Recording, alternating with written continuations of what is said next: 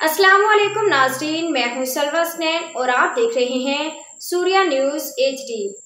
आइए नजर डालते हैं आज की अहम खबरों पर।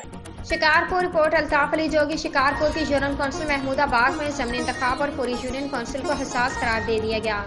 तफसीलात के मुताबिक आज शिकारपुर यूनियन कौंसिल महमूदा बाग और पूरी यूसी पर होने वाले ज़मीनी इंतखाब को हसास करार दे दिया गया है।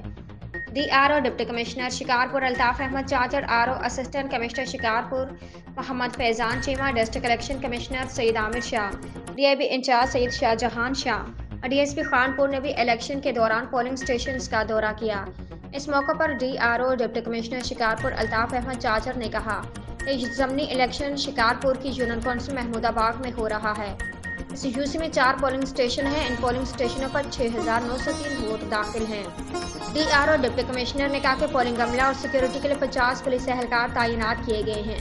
उन्होंने कहा कि पीपल्स पार्टी के इंतखाबी उम्मीदवार सज्जाद अहमद सोमरू, JY के उम्मीदवार असदुल्ला सोमरू भी में मुकाबला जारी है। DRO ने कहा कि इलेक्शन शफाफ हो रही हैं। आज के लिए इतना ही। मजीद खबरों और अपडेट्स के लिए देखते रहिए सूर्या न्यूज़ HD।